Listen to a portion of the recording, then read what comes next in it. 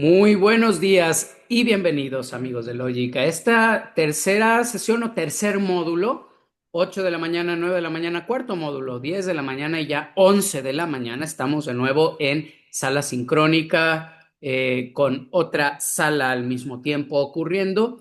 Estamos aquí en esta sala los interesados precisamente en la actividad jurisdiccional y las herramientas de inteligencia artificial. Son muchísimas las vertientes que se desprenden del hecho de que los juzgadores o los órganos de impartición de justicia utilicen o no inteligencia artificial, pero eso será materia de otra u otras sesiones, implicaciones, riesgos y demás. Hoy tengo el gusto de presentarles a mis dos invitados, a nuestros dos invitados, que nos van a hablar de la transformación digital de los máximos órganos de impartición de justicia de nuestro país, la Suprema Corte de Justicia, y de ahí hacia abajo todo lo que anteriormente dependía del Consejo de la Judicatura Federal, el Poder Judicial de la Federación. Comienzo con el licenciado Jorge Montiel Romero. Bienvenido a este foro. Muchísimas gracias por estar aquí hoy. Hola, muy buenos días a todas y todos. Es un placer estar el día de hoy con ustedes. No es la primera vez, Jorge, que estás aquí con nosotros. Estás dentro, en las entrañas de los departamentos técnicos de tecnologías de la información en el Poder Judicial de la Federación. Diríamos que formas parte de los que hacen posible precisamente estas tecnologías de la información. Quiero resaltarlo porque estaremos rebotando entre este uso que hacen los operadores de impartición de justicia, secretarios, magistrados, ministros, ¿por qué no?, contra lo que precisamente tú y tu equipo les permiten hacer al implementar estas tecnologías. Así que bienvenido, Jorge. Y licenciado Roberto Tadeo Peña Ríos, bienvenido y gracias por estar aquí hoy. Gracias por aceptar esta invitación. Muchas gracias, muy buenos días a todas y a todos. El licenciado Roberto está adscrito a la ponencia del ministro Arístides, forma parte de la Suprema Corte de Justicia y él tendremos desde su perspectiva, desde su punto de vista, precisamente información de primera mano respecto del uso de herramientas de inteligencia artificial. No retraso más el comenzar con lo que queremos saber. Bienvenidos ambos. Vamos a ver.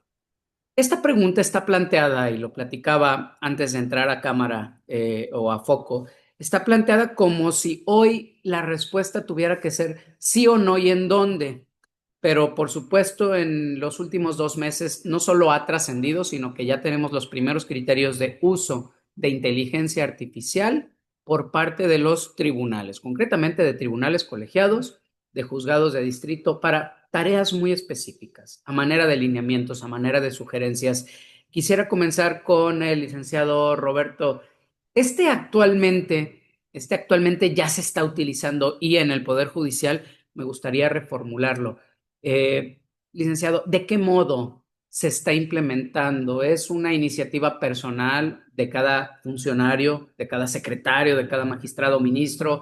¿Hay líneas de actuación institucionales sobre qué sí o qué no hacer? ¿Se fomenta, se previene, se limita? Háblanos un poquito de esto para abrir boca, por favor. Claro, con gusto.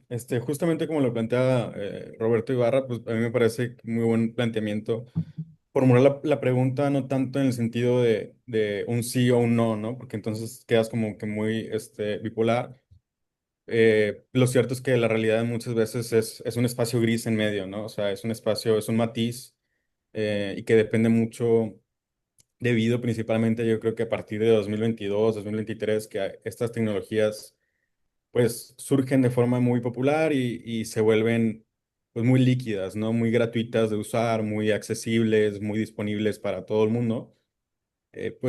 Creas una especie de sistema en el que cada persona va a tener su propia decisión sobre cómo, cuándo usarla, en qué usarla y todo, y va a ser muy difícil vigilar a cada persona individualmente, ¿no?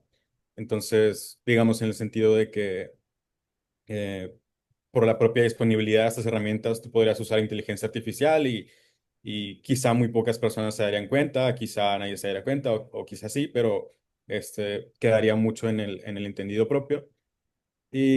al menos de lo que hemos visto acá desde la Suprema Corte de Justicia y de lo que ha pasado los últimos años, creo que definitivamente se trata de una especie de desarrollo muy personal de los equipos. Cada equipo va diseñando su propio lineamiento. Ahorita los lineamientos, digamos, hacia todo el Poder Judicial no son expresamente claros. Entonces, cada ponencia, en el caso de la Suprema Corte, va diseñando sus propios lineamientos, va hablando sobre qué es lo que se permite, qué es lo que no se permite. Y en ese sentido, al menos en la ponencia de la ministra Ríos Farjat, que es de la que venimos de la transición y todo, siempre el ordenamiento era, se puede usar, pero no para, digamos, reemplazar el arbitrio judicial propio, ¿no? Sino para llevar a cabo tareas que sean muy específicas, que sean bastante, bastante determinadas y no vamos a usarla para emitir juicios ni para emitir sentencias ni nada. Entonces, creo que ahí cada equipo va a ir, va yendo, diseñando sus propias respuestas a esta pregunta y definitivamente, al menos desde este lado, nos apegamos mucho a lineamientos internacionales, principalmente de la OCDE, que nos parecen muy buenos y que son como una guía muy, muy buena para poder determinar qué es lo que qué es lo que es válido, qué es lo que no es válido y cuándo estamos ante cada situación, pero definitivamente es algo que cada uno va a ir como pensando.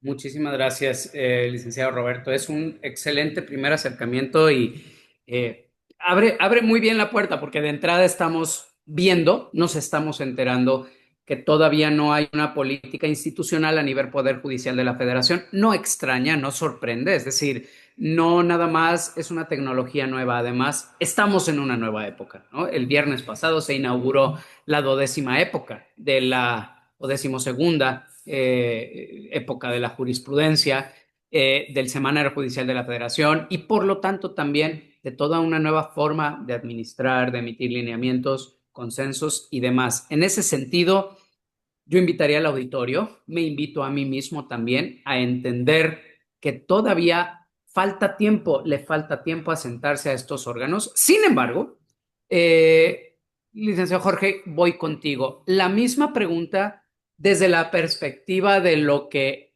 están implementando ya, es decir, por un lado tenemos la perspectiva de la impartición de justicia utilizando la IA como herramienta.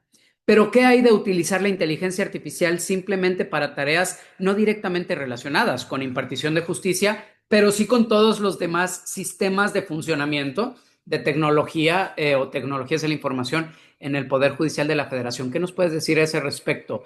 ¿Se están implementando desde para clasificar información, buscar, documentar, etcétera, etcétera? ¿Cómo se está viviendo precisamente desde el departamento encargado de hacerlo suceder? Hola, muchísimas gracias, estimado Roberto. Muchas gracias a todas y todos. Pues lo que puedo comentar desde esta trinchera, desde esta perspectiva, es que ya se ha venido utilizando la tecnología de inteligencia artificial desde hace un ratito, quizá no para actividades jurisdiccionales o aspectos que se ven como más de manera muy notoria, ¿no? Y cuando hablamos de inteligencia artificial y lo que se está implementando, no es ChatGPT, no es algún gran modelo de lenguaje, sino inteligencia, otro tipo de inteligencia Correcto. artificial.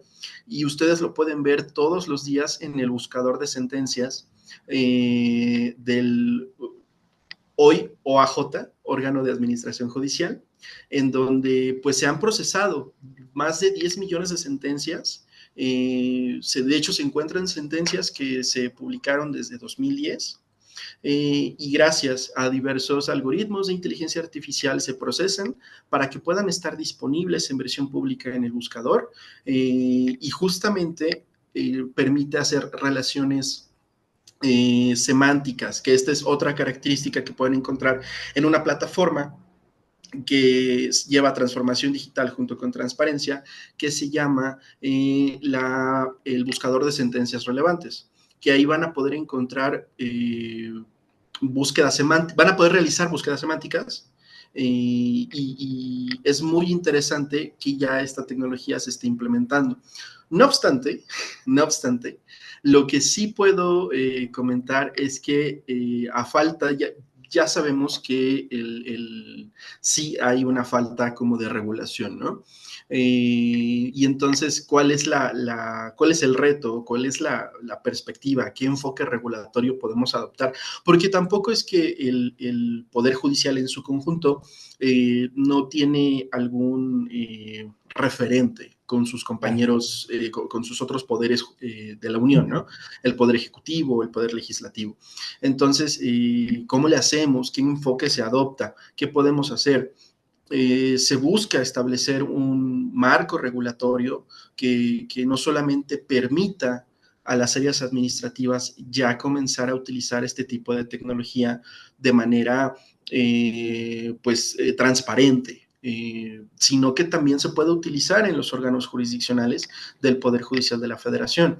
¿Qué sucede? ¿O a qué voy con esto? En realidad, al día de hoy no sabemos si se implementa esta tecnología a nivel de manera generalizada, ¿no? Porque aquí son dos aspectos. Uno, ok, no lo sabemos y sería interesante saberlo, ¿no? Sería interesante saber si en algún órgano jurisdiccional utilizan ChatGPT, Cloud, Gemini, lo que sea, de inteligencia artificial generativa, de grandes modelos de lenguaje, y cómo lo están utilizando. Y por otro, si no se está utilizando, ok, vamos a utilizarlo, vamos a utilizarlo de manera adecuada, de manera regulada y sobre todo con algo que nos permita ser transparentes y que nos permita capacitar al personal del Poder Judicial de la Federación, porque ese es un punto muy importante, la capacitación. Me Hace encanta poquito, mucho eso. ya se... Adelante, Adelante, maestro. adelante. Sí. Nada Nos más ibas a para contar hace terminar. poco y te interrumpí, Sí. por favor. La propia Escuela Nacional de Formación Judicial ya ha dado sus primeros pasos o sus primeros esfuerzos para empezar con la capacitación en la introducción a la inteligencia artificial. Este año se dieron un par de cursos que estuvieron a desbordar. La plataforma permite únicamente 1000 asistentes al mismo tiempo. Eh, y la verdad es que se llenaron en ambos cursos. Entonces, apenas están dando los primeros esbozos, se está buscando un marco regulatorio, se está buscando también la capacitación y vaya, va bien este tema. Muchas gracias. Me encanta eso que nos comentas. A ver, por un lado, el uso hoy recae en una responsabilidad personal, siempre institucional, pero personal, de cada uno de los funcionarios frente al órgano, el órgano pues frente a la sociedad. Pero por otro lado, por supuesto que estamos hablando solo de la última generación, de la que ya se divulgó y de algún modo se democratizó, que es la inteligencia artificial generativa, porque es verdad que el Poder Judicial de la Federación lleva utilizando otros tipos o implementando inteligencia artificial en los buscadores, en las clasificaciones de información y demás. Tercer aspecto, los estoy recogiendo, se les van cayendo las perlas. Ya hoy los funcionarios ya están activamente formándose en la Escuela de Formación Judicial. Tres pasos básicos, extraordinarios. Vuelvo contigo, apreciado licenciado Roberto, porque el siguiente planteamiento es precisamente este que tenemos en pantalla. Cuando hablamos del uso, si bien todavía no hay lineamientos, reglamentos circulares oficiales que les marquen la pauta, que ya podrían dar lugar incluso hasta a responsabilidad administrativa expresa prevista en ley, definitivamente sería muy interesante abordarlo desde la perspectiva de la reforma judicial. Estuviste en una ponencia, hoy estás en otra a 1, 2, 3 meses de distancia. ¿Te ha tocado el impacto directo de la reforma judicial? En el plan de desarrollo e implementación de inteligencia artificial, háblanos un poquito de esto y de hacia dónde consideras que debería ir esta implementación. Sí, claro, con gusto. Y bueno, yo creo que el proceso de reforma fue un proceso en el que más allá de nuestras opiniones personales, pues representa un reto, ¿no? O sea, de entrada fue un reto. Y, y entonces nosotros ya llevamos un tiempo impulsando la inteligencia artificial y su uso, por lo menos para dar a conocer sentencias a través de un proyecto que hicimos que se llama Sor Juana y en ese aspecto ahí también ahorita me detengo para hablarles un poquito de las guías que usamos para desarrollarla de forma responsable, pero eh, entonces veníamos con un cierto impulso, ¿no? Un cierto, ¿cómo se le llamaría? Sí, un cierto impulso, un cierto ya movimiento, ya más o menos estábamos también capacitando a nuestro personal para saber eh, cómo hay que hacer una sentencia para que sea amigable con la inteligencia artificial y que después podamos transformarla en una experiencia interactiva, cómo podemos, también incluso desde la Suprema Corte, incluso desde las personas que son juzgadoras, moverle al código para saber exactamente cómo es que funciona, ¿no? Porque yo siempre he sido muy creyente de que una vez que tienes ese entendimiento de hands-on, de manos a la obra, todo a partir de ahí, incluso pronunciarse al respecto, se vuelve más sencillo, ¿no? Tienes Sí, ese entendimiento base y a partir de ahí vas construyendo. Sin embargo, ese camino que íbamos trazando, pues llega la reforma judicial, llega un nuevo equipo que es también muy, muy capaz y todo, pero pues que tienen una agenda nueva, ¿no? Tienen una agenda nueva, tienen una agenda distinta y entonces en esos términos el impulso de esa inteligencia artificial pues se vio un poco disminuido.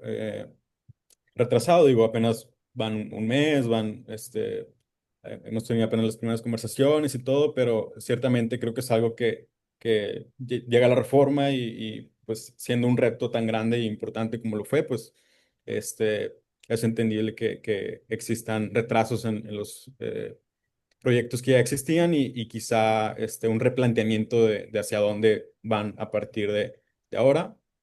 Entiendo que por lo menos una de las ponencias nuevas, que es justamente la del ministro Arístides, tiene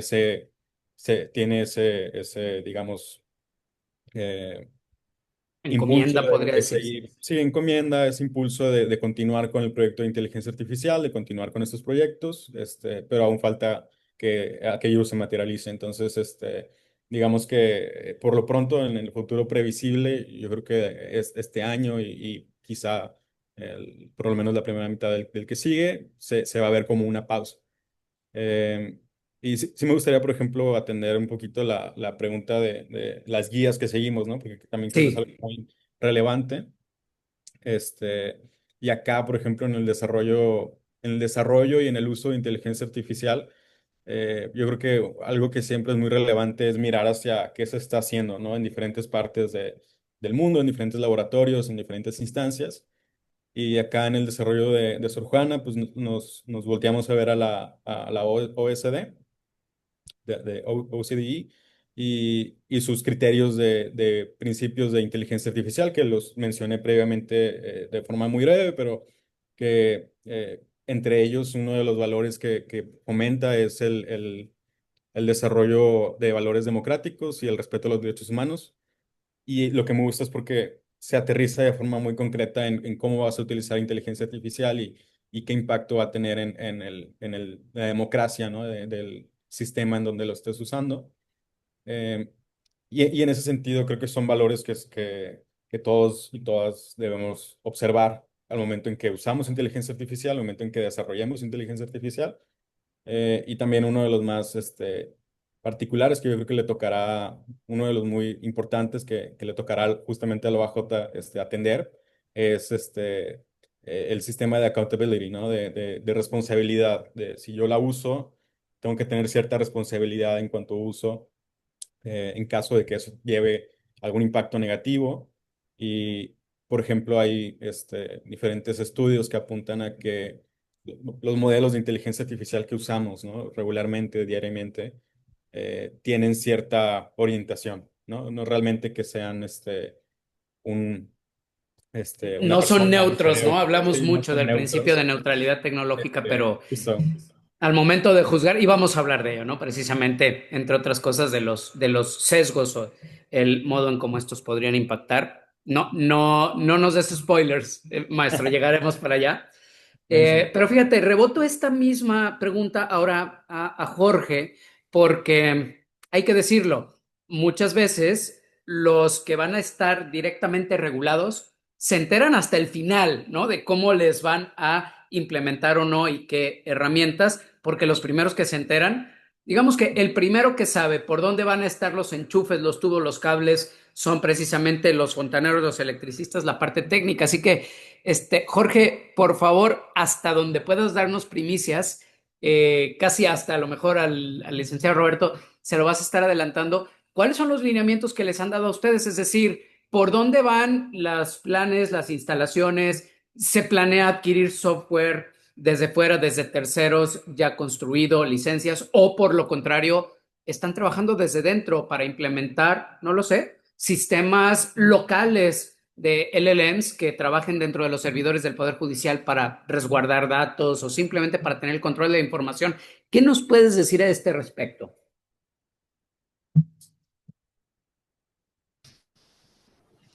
Correcto. Pues no sé si se escucha bien, ¿se escucha bien? Te escuchamos, sí. Ah, perfecto, muchas gracias. Eh, pues lo que puedo comentar al respecto, digo, no puedo comentar mucho, ciertamente, pero puedo decir que sí hay, bueno, hemos trabajado en el área de transformación digital, hemos realizado ciertas recomendaciones para el uso ético de la inteligencia artificial, que son para nuestro propio trabajo, aquí en nuestro día a día, Correcto. porque nosotros somos como una especie o me gusta verlo como una especie de traductor o de conexión, ¿no? Entre las necesidades del personal, tanto de órganos jurisdiccionales como de áreas administrativas y lo que hace el equipo técnico, el equipo de desarrollo, ¿no? Entonces, nosotros justamente tratamos de traducir justo las necesidades o el lenguaje abogañol a lo que se requiere para el equipo de desarrollo, ¿no? Y en ese sentido, pues tenemos este enfoque, ¿no? Ok, ¿qué retos se nos presenta? ¿Podemos utilizar alguna herramienta para poder hacer más eficiente nuestro trabajo y a partir de eso comenzar a iterar? Y en ese sentido, lo que podría, a lo mejor lo que podría adelantar es que en el análisis que nosotros hemos realizado de qué manera podemos de alguna forma regular la tecnología, pues qué corriente, ¿no? Porque están tanto la corriente de Estados Unidos como la corriente de China, como de la Unión Europea, y el modelo europeo quizás es uno de los que actúan o se adaptan, se podrían adaptar de mejor manera. ¿Por qué? Porque utiliza un enfoque de riesgos. Es decir, podemos establecer categorías de riesgo para que justamente nos permita llegar con los usuarios, con las personas operadoras del sistema y decirle, bueno, es que hay ciertas actividades con las que no puedes utilizar la inteligencia artificial porque está prohibido, pero hay otras que representan un riesgo mínimo, un riesgo medio, un riesgo alto, ¿no? Entonces, se está trabajando algo en ese sentido, no puedo adelantar mucho, Ok, ok, ok, pero pero sí, sí, sí va para allá. Es que es lo que les digo, tenemos estos dos puntos de vista. Me encanta esta mancuerna que están haciendo porque nos enteramos precisamente del presente, pero luego también del futuro, de lo que no se ve tanto y de lo que ya empieza a hacerse público. Ok, me gusta mucho este enfoque que vamos tomando. Tenemos bastante tiempo en el reloj. Quiero ahora sí profundizar un poquito más en aplicaciones más prácticas que tienen que ver precisamente con los sesgos. Y los sesgos van muy de la mano, licenciado Roberto, vuelvo contigo, los sesgos van muy de la mano con cómo utilizar estas herramientas. Es decir, la pregunta que te quiero plantear es, ¿cómo puede diseñarse un pipeline de datos desde un tribunal? ¿Qué se requiere? Pensando en que las herramientas, dijimos, no son neutras del todo, por una parte, y por otra parte, Puede ser tan sencillo como simplemente copiar, pegar y pedir una reformulación de un párrafo hasta verdaderamente crear con las herramientas flujos de trabajo que faciliten, que agilicen o, por qué no, que optimicen la impartición de justicia. Entonces, por donde le quieras entrar, más allá de la discriminación, si quieren lo tocamos, yo ese lo dejaría incluso para otro foro. Me interesa muchísimo el uso de las herramientas desde los operadores judiciales, maestro Roberto. Claro, con gusto. Yo creo que como buena introducción también podremos hablar sobre un poquito lo que hemos estado observando en el mundo, en diferentes empresas, en diferentes modelos en los últimos meses y años. Y es que se ha estado viendo una tendencia hacia orientar estos modelos a distintos aspectos, ¿no? O sea, depende mucho quién cree el modelo, depende mucho de qué principios, qué valores, desde cómo responden, ¿no? Y lo puedes ver tú misma cuando usas estos modelos, pues quizá haya una respuesta que te guste más, ¿no? Uno que te guste Sí. más, vas a ChatGPT porque quizá, ya tiene tu información, ya te responde en cierta, manera. O quizá vayas a Claude porque es más formal y te guste más porque te sirve más para tu trabajo. Entonces, ya eso de entrada es un sesgo, ¿no? Es una variación que no es natural, sino que es impulsada por estas empresas, ¿no? Ujú. Y puedes tú ver diferentes formas de ajustarlo. Eso es, digamos, como el sesgo en su primer escalafón. Y de ahí va subiendo. Las empresas, han tenido diferentes retos y que los han contestado de forma que quizá podíamos estar en desacuerdo, pues podíamos estar de acuerdo, pero esencialmente lo que han hecho es orientar estos modelos hacia cierta inclinación, quizá política, quizá ideológica, quizá, este, hay muchos ejemplos, por ejemplo, con Grok, la IA de Twitter, que tiene justamente una orientación, al Como principio tiene mucho una más orientación muy de abierta de derecha, derecha, cero y luego censurable, ¿no? la empujaron a la derecha, y ella misma dijo de que, bueno, me intentaron empujar hacia la derecha y todo. Con DeepSeek en China, eso ya es un sesgo también mayor en el hecho de cómo vas a quitar de un modelo quizá hechos históricos, ¿no? Como protestas en China, las protestas de estudiantes y todo, vas quitando hechos o vas haciendo que no se pronuncie al respecto. Y después tienes modelos también como Gemini, que están muy orientados hacia la izquierda, tienen una tendencia más hacia ese tipo de ideología y entonces terminas con un mundo de modelos que tienen diferentes prioridades, ¿no? Y que han sido ponderados de forma distinta por empresas que representan pues, sus propios también intereses, están en mercados que necesitan seguridad, ¿no? En el caso del mercado chino, pues el gobierno chino gobierna ese mercado, pues tiene que tener confianza y seguridad en este modelo, en el caso de Estados Unidos también. Entonces, ya teniendo este contexto, este panorama, este, ya como cuando lo bajas al uso diario en la Suprema Corte o en los tribunales o en los juzgados, pues te vas a dar cuenta que tú puedes presentar un caso, y una vez lo hicimos eh, por experimentar y por jugar, también un poquito por no. Por pura práctica, ¿no? Lo que decimos laboratorio jurídico. Justo es una especie de laboratorio. Tú puedes tomar un mismo caso, mismos hechos, mismos fundamentos, todo exactamente igual. Se lo vas a presentar a diferentes modelos y vas a ver que cada modelo te va a dar una respuesta muy distinta. O sea, y para ejemplificar un poquito el caso, o sea, tienes, por ejemplo, hicimos un ejemplo, ¿no? El caso de una señora que solicita una pensión por compensación de su esposo, del cual se divorció hace muchos años. Recordemos que la pensión por compensación, pues es una pensión que está hecha para que en el caso de que alguna de las partes del matrimonio haya comprometido su carrera o el avance en su carrera para dedicarse primordialmente al hogar, pues se le da una pensión para compensar ese avance que no percibió, ¿no? Eh, Correcto. el objetivo es justamente compensar esa situación.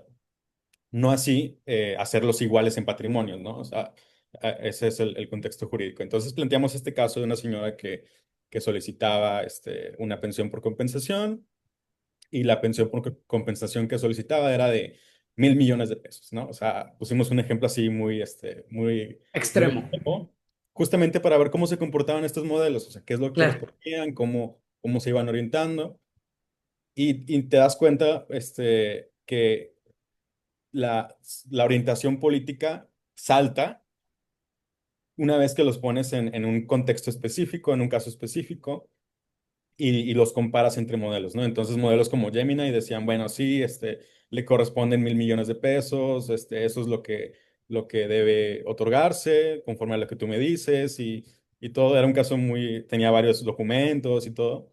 Este, y luego existen modelos como Grok, como DeepSeek, donde dicen, no, la figura de la pensión por compensación, pues no debe aplicarse. Entonces terminas con un mundo de opiniones, ¿no? Que reflejan los distintos componentes de estos modelos, que reflejan sus orientaciones. Y entonces te das cuenta que tienes que dejar de pensar en los modelos como un solo cerebro, ¿no? Como un solo cerebro que siempre te va a dar algo, más o menos razonable, que tiene cierto grado, sí, de base factual, cierto grado de base no factual, pero que sencillamente puedes confiar en él, y debes pensar en los modelos más como en una herramienta que ha sido orientada y afinada de forma muy específica y muy fina, a través de un proceso, bastante extenuante hacia diferentes orientaciones, ¿no? Entonces tienes diferentes orientaciones, tienes diferentes, sesgos, y esos sesgos se van reflejando en los diferentes casos. ¿Cómo podría eso impactar? Pues bueno, si tú tienes un juzgador, una persona juzgadora que tiene un caso específico, ¿no? Y que tiene una IA, digamos, particularmente de su preferencia, pues quizá le presente este caso a esa IA, ¿no?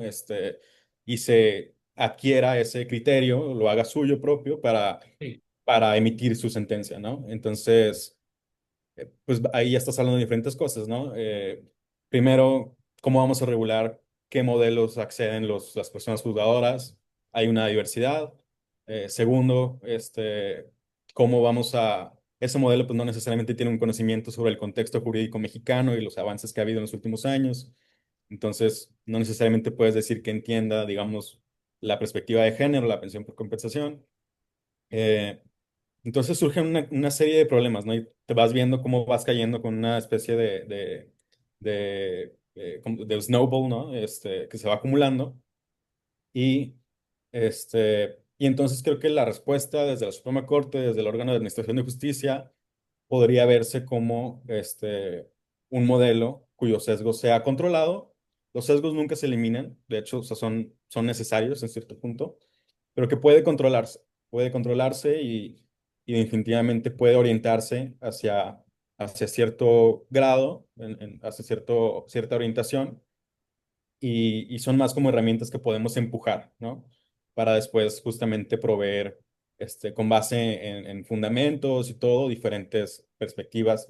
En este caso, por ejemplo, de la pensión por compensación, pues su procedencia, pero también su ajuste a que no es igualar patrimonios, ¿no? Que es, nada más una compensación por, ese tiempo dedicado al hogar. Entonces, digamos que de ese aprendizaje, pues yo creo que lo que podemos aplicar ya directamente en la Suprema Corte y en los diferentes tribunales es cómo podemos controlar el sesgo, cómo podemos entrenar conforme a la información que ya tenemos de las sentencias que hemos emitido, y después cómo podemos, entrenar ese modelo y hacer ese modelo accesible a todas las personas juzgadoras, ¿no? Para que por lo menos este sesgo sea controlado, y que también, tengan acceso a una herramienta potente que pueda, hacer más eficiente su trabajo, pero con riesgos más matizados, más controlados. Y luego surge toda una pregunta de, bueno, ¿quién decide qué entra en el entrenamiento y qué no, no? Entonces, eh, Sí, tal son cual. todo un mundo que hay que explorar, pero yo creo que ahorita tenemos ya las bases de la problemática, ¿no?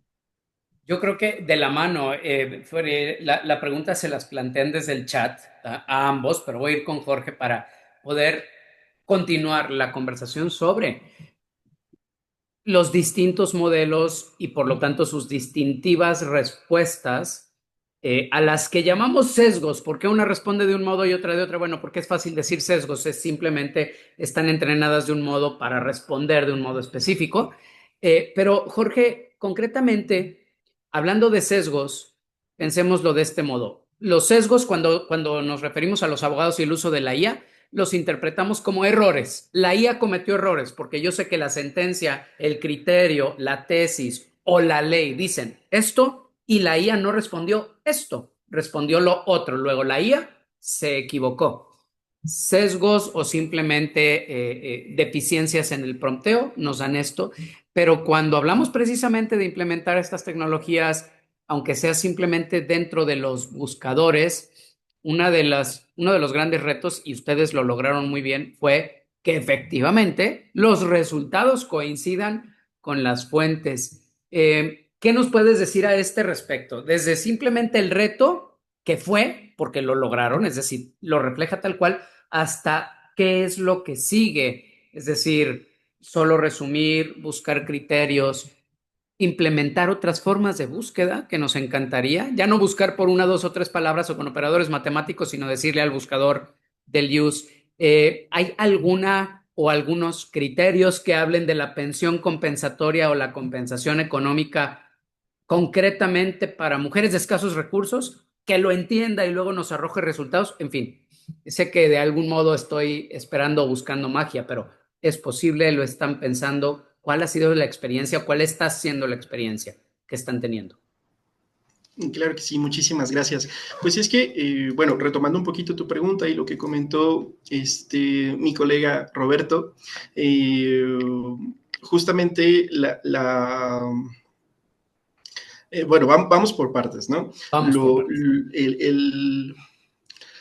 la manera en que está planteada la tecnología de los grandes modelos de lenguaje o la tecnología de inteligencia artificial generativa hasta ahorita es que está entrenada no para decirte lo que es verdad o lo que es correcto, sino para decirte lo que es más probable que sea correcto. ¿A qué voy con esto? Hace poquito OpenAI lanzó un paper muy importante en donde reconoció que las alucinaciones existen y que probablemente no vayan a parar pronto porque los propios modelos de los grandes modelos de lenguaje se entrenan no para decirte la verdad, sino para decirte lo que es más probable que sea verdad. ¿A qué voy con esto? Que es muy difícil y hasta ahorita no sucede que una inteligencia artificial te diga, no lo sé. Y por eso se inventa cosas. A partir de eso, entonces hay que decidir, ok, los grandes modelos de lenguaje, los que son ya como AI as a Service, ChatGPT, Gemini, Cloud, etcétera, pues están entrenados no con el contexto mexicano, no con información mexicana, no con bases de datos adecuadas al contexto. Entonces, no hay que olvidar que algo muy importante es el principio de soberanía tecnológica. ¿De qué manera le podemos hacer para no quedarnos atrás tampoco en el desarrollo y la innovación, pero de la misma forma no obsequiar o no regalar los datos a estas grandes empresas tecnológicas, ¿no? Y en ese sentido, pues hay varias alternativas, ¿no?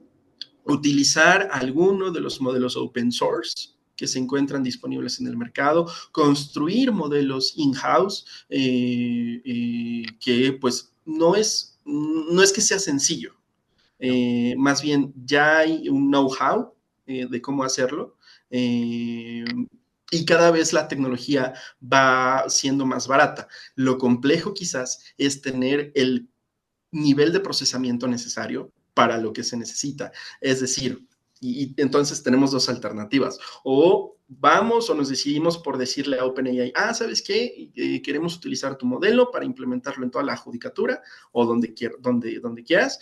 Y el riesgo ahí es que les estás regalando los datos a una empresa Privada. transnacional, ¿no? Y la otra es que, ok, entonces si lo queremos dejar de manera en casa, ¿cómo le hacemos para que entonces el resultado sea lo más parecido a un chat GPT, que es la tecnología que más con la que más familiaridad tienen los operadores y las personas en general, ¿no? Porque fue lo que ocasionó el boom.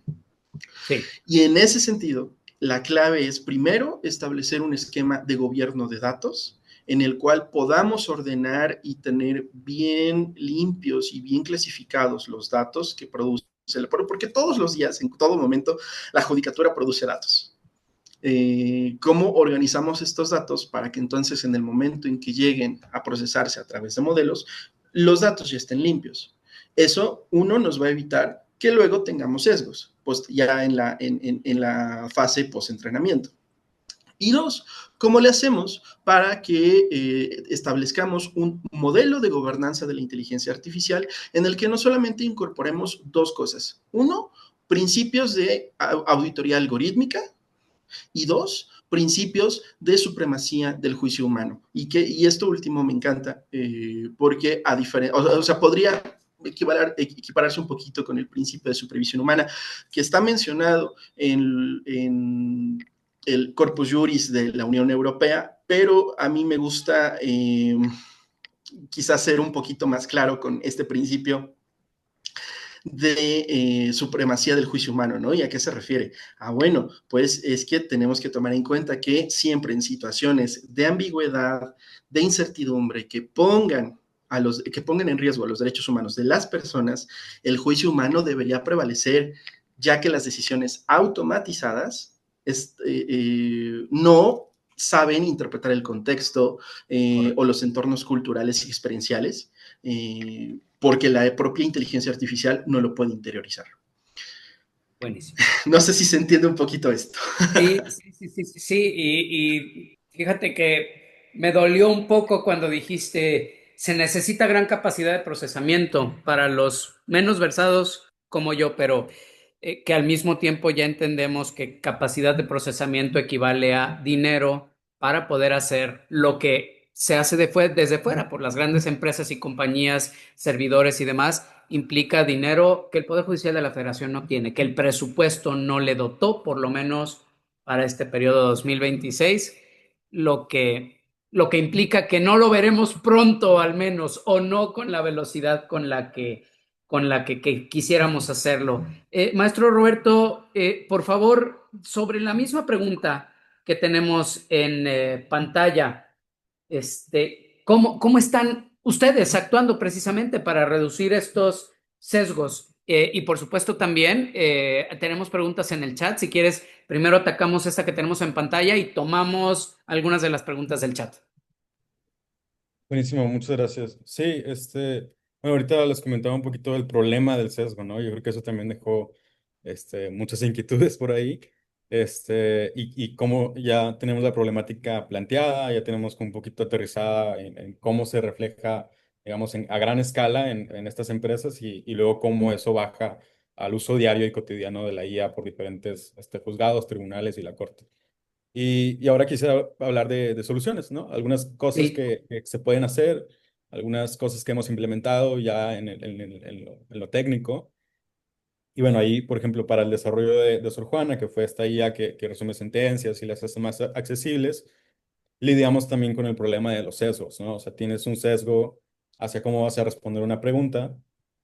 Y por darles un ejemplo, cuando estábamos experimentando ahí en el laboratorio de cómo vamos a orientar esto para que conteste con base siempre en lo factual, y, pero que a la vez sea creativa, pero que a la vez no cueste tanto y todos estos problemas, justamente uno de ellos es el costo y el alcance.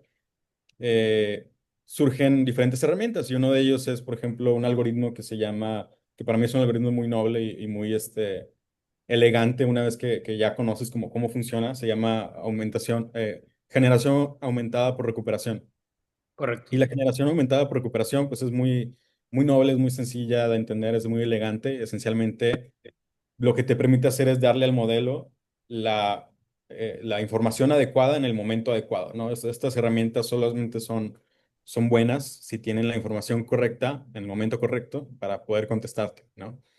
Entonces, este algoritmo te permite en ese sentido reducir hasta cierto punto los sesgos para poder darle la información adecuada en el momento adecuado y que actúe conforme a ella, pero no los va a eliminar, ¿no? O sea, como quiera vas a tener una respuesta que quizá no quieras. Aquí, por ejemplo, para aterrizarlo en un ejemplo, cuando la empezamos a distribuir al mundo, pues te surgen un mundo de preguntas, ¿no? Un mundo es el Wild West el Internet, todos sabemos que es el Wild West, entonces, pues te surge todo un mundo de preguntas, de diferentes temas y todo, y estábamos observando cómo respondía y cómo atendía esas cuestiones. Y entonces, digamos, el modelo el modelo, con el algoritmo de RAG tiene la información correcta, tiene todo lo que necesite para responder, pero quizá la respuesta nos dejó deseando más o a lo mejor nos dejó deseando menos, ¿no? Entonces, los sesgos los puedes abordar desde el entrenamiento y puedes tú darle ejemplos de cómo quieres que conteste, cómo quieres que se oriente, si tú quieres que sea más específica y que siempre al momento de contestar se refiera a un párrafo en la sentencia, por ejemplo, pues le das un sesgo hacia la exactitud, ¿no? Le das un sesgo hacia que sea exactamente igual a la sentencia, pero después ese sesgo te deja deseando más creatividad porque a lo mejor tú le preguntaste qué tanto tiempo pasó entre, digamos, la publicación de una ley y que se presentara la acción de inconstitucionalidad. Y entonces, como esa información no está directamente así explícitamente en la sentencia, aunque tenga la información necesaria para hacerlo, no la calcula. Entonces, redujiste el sesgo de creatividad y es ahí un jugar con muchas ponderaciones y muchos criterios ahí, pero se puede, digamos, orientar el sesgo hacia cierto canal y usarlo después como algo útil, ¿no? O sea, también el sesgo que esté orientada hacia cierto aspecto y que conteste desde ese aspecto puede ser factual en cuanto a siempre se apega a la sentencia o puede ser más creativo en cuanto a contesta de forma que sea muy entendible, que le da un sesgo hacia la simpleza, como hacerlo más simple, pues los puedes usar a tu favor, ¿no? Puedes aumentar, puedes ahí jugar con todo desde el entrenamiento. Y el entrenamiento de estos modelos, pues no es sencillo y tampoco es necesariamente barato, pero a mí algo que siempre me ha gustado es que, digamos, para empezar a adoptar inteligencia artificial, eh, un camino, y que siempre se ha hablado de ese camino, es invertir en clusters, ¿no? Invertir en estos computadoras de procesamiento y tener, me imagino que no sé dónde los pondrían, pero en el sótano de la corte o algo así, todo el clúster de las H100s, que son las que procesan este tipo de Sí. modelos. Este, pero definitivamente otro camino, pues, es adoptar modelos que están disponibles en línea, ser muy cuidadosos con la información que les damos y ser muy auditables en el sentido de qué información se les da. Hay planes que usamos en cuanto a, voy a pagar tanto más, pero no uses mi información para entrenamiento. Eso también se puede negociar con las empresas. Estar en la corte también te da mucho leverage en cuanto a eso. Eh, y y usar esos modelos disponibles para no tener que hacer una gran inversión inicial, pero ajustando los sesgos mediante RAG, mediante otros algoritmos que existen para poder ajustar, orientar los sesgos y hacerlos más útil, ¿no? Quizá más factual, quizá si la herramienta está viendo hacia la comunidad, hacia las personas, pues quizá con un lenguaje más sencillo. Si la herramienta está hecha para abogados, para personas juzgadoras, pues quizá no les interese el lenguaje sencillo, pero dame la proteína, ¿no? Dame lo que es jurídicamente Y la relevante fuente y y la demás, fuente, ¿no? entonces puedes ajustarlo y jugar con esto. Entonces, espero que también por ahí, y bueno, la inversión para iniciar con estos protocolos, con estos algoritmos, es muchísimo menor, ¿no? O sea, tienes inversiones en lugar de cientos de miles, pues tienes quizá un par de miles, un par de cientos incluso. Y pues bueno, ya es cuestión de cómo se va a ir desarrollando y hacer tus propios algoritmos y tener, procesar tu información y todo, pero esencialmente, y para contestar así rapidísimo las preguntas en el chat, las empresas no tienen necesariamente una obligación de revelar los sesgos porque no tienen, digamos, el contenido con el que se entrenan se está tratando en estos últimos años como información privilegiada, ¿no? Y como una especie de advantage o de, sí, de advantage corporativa. Y cuando un algoritmo tiene sesgos, que todos los tienen, se puede limitar, se puede orientar y se puede también ponderar para que tú mismo vayas como ajustando esos parámetros y lo vayas entrenando hacia cierto resultado que para tu organización sea más deseable. Y también ahí la pregunta es, bueno, ¿quién decide lo que es deseable y lo que no? Entonces también después vamos Eventualmente lo decidirá el gobierno, ¿no? A través a... de la Sí, regulación, o al menos correcto. así lo planeamos. Licenciado Roberto, licenciado Jorge, se nos acabó el tiempo y esta conversación es mucho más larga, va comenzando apenas. Nos encantará, ojalá, tenerlos de nuevo aquí juntos y por separado para poder hablar de todos los puntos de vista. Pero estoy muy agradecido con ustedes. A nombre de Logic les doy las gracias. Le doy las gracias al Poder Judicial de la Federación, a la Suprema Corte de Justicia, por permitirnos ya tener estas conversaciones con ustedes, que nos permiten usar cómo se están, saber cómo se está usando, cómo se está implementando, cómo se está mejorando. Hay una conclusión, solamente me gustaría plantearles, si no, si coinciden con ella, la conclusión a la que llego después de esta conversación con ustedes es: o implementamos enormes recursos en hacer a las herramientas más inteligentes, pues digamos, para salvar esta curva de aprendizaje, sesgos, todo lo que tú nos comentaste, licenciado Roberto, licenciado Jorge, que tendría que aprender cada operador para prontear, para sí o no programar y discriminar los resultados. O bajamos la inversión en infraestructura y la aumentamos en la formación de los operadores jurídicos, que creo que por el momento y dado el presupuesto, es el camino, es la educación, es la escuela de formación judicial, son estos foros. ¿Sí o no, licenciado Jorge, coincidirías desde tu trinchera? Yo coincidiría, y no solamente por cuestiones de presupuesto, sino porque es muy importante. Cada vez que doy una charla acerca de inteligencia artificial y su intersección con el mundo de derecho, siempre les digo, la inteligencia artificial no nos va a reemplazar, pero alguien que la sepa utilizar, sí, al menos por ahora. Entonces, Totalmente. la inversión que se puede realizar para la formación del talento del personal del órgano de administración judicial en inteligencia artificial no solamente va a redituar de manera a plazo mediano y largo, sino que va a servir para su propia vida profesional y personal.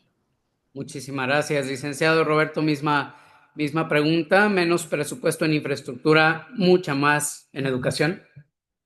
Sí, creo que definitivamente la educación va a ser muy importante y no solamente en el ámbito de cómo van a poder utilizar la inteligencia artificial y integrarla en su flow de trabajo, sino también porque creo que a partir de ahora y en adelante, si no es que ya, van a surgir muchas dudas y muchos asuntos involucrando inteligencia artificial, ¿no? Asuntos incluso jurídicos, pero con un tinte de inteligencia artificial y comprender cómo funcionan estas herramientas ya va a ser un paso muy beneficioso para todas y para todos para que los pronunciamientos al respecto sean mejores y de mejor calidad. Entonces también por ahí también, pues es otro aspecto en el que ayuda, no solamente la integración a su trabajo, sino también el pronunciamiento al respecto de esta tecnología. Muchísimas gracias a los dos. Logic es su casa. Gracias por haber estado hoy aquí con nosotros. Gracias, bye. Muchas gracias.